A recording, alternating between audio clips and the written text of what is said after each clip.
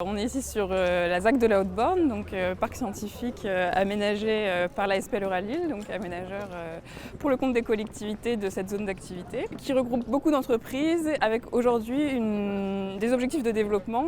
Et la SPL Euralil a lancé une démarche pour réfléchir à la fois à l'amélioration du cadre de vie sur la Haute-Borne actuelle et dans les années à venir avec une vision un peu plus prospective.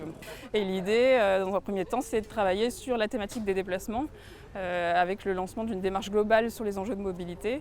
On est aujourd'hui accompagné par un groupement de prestataires qui travaillent sur ces sujets-là, donc Iviatic, la chaire de la transition Extra, le réseau Alliance et la DAV sur les sujets du vélo. C'est vraiment une démarche qu'on veut mener avec les entreprises volontaires. On peut s'en rendre compte si on vient ici le matin ou le soir qu'il y a des problématiques de congestion du trafic automobile. C'est aussi quelque chose qui est confirmé dans les entretiens et les questionnaires qu'on a fait auprès des entreprises. Aujourd'hui, on se rend compte qu'on a 80% des salariés qui viennent le matin et le soir en véhicule, en voiture particulière.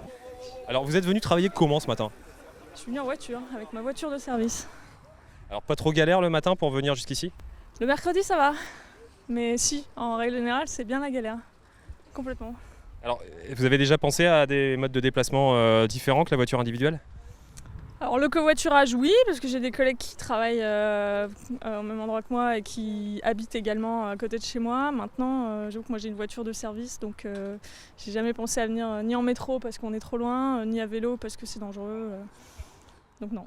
Ce qui vous freine actuellement, c'est la dangerosité du vélo. Dans le secteur, c'est dangereux? Sur le parcours, ouais, moi j'habite dans le Vieux-Lille, donc c'est un peu loin. C'est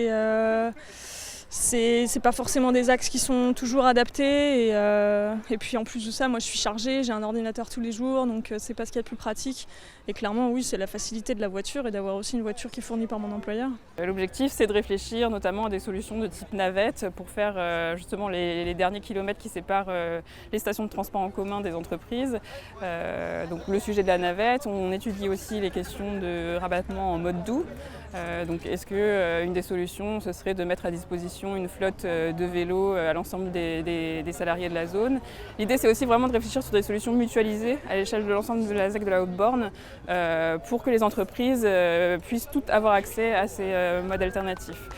Aussi bien la grosse entreprise que la petite entreprise qui a peu de salariés et moins de moyens pour mettre en place ces solutions. Alors vous venez travailler comment le matin ici? Je viens en voiture du centre de Lille. Alors vous avez déjà pensé à changer de mode de déplacement? Oui, j'ai déjà pensé. Alors après, je suis commercial, donc c'est un peu compliqué. Mais j'ai pensé pourquoi pas l'an prochain utiliser le métro plus souvent et laisser ma voiture sur le parking. Mais après, il y a toutes les questions de sécurité que peuvent se poser. Est-ce que si je laisse ma voiture sur le parking, est-ce que le lendemain matin, elle sera toujours là, parce qu'on a déjà eu quelques problèmes certaines années. On travaille avec les entreprises, on fait des ateliers de coproduction sur ces sujets-là. Et puis l'objectif, c'est d'arriver à une première phase d'expérimentation, de mettre en place des solutions et puis de suivre l'utilisation de ces nouveaux modes pour voir quels sont les modes les plus adaptés pour évoluer vers une mobilité plus durable.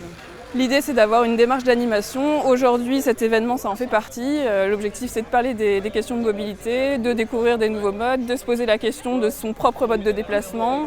Et donc, il y aura à la fois des ateliers tout au long de l'année, des événements de ce type-là, et puis des sujets plus techniques sur la mise en place de solutions et d'expérimentation.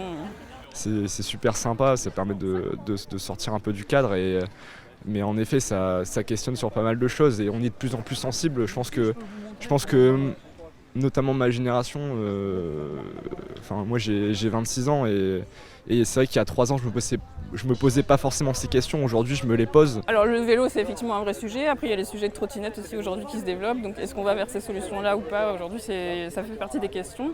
Et puis après je pense qu'on doit trouver aussi, on ne doit pas centrer sur un unique mode de déplacement, mais laisser aussi l'opportunité de s'adapter aux pratiques et aux usages de chacun. Et les solutions de covoiturage par exemple, c'est aussi une grosse marge d'action pour limiter le trafic automobile, là où aujourd'hui on a une personne par voiture, c'est aussi un potentiel.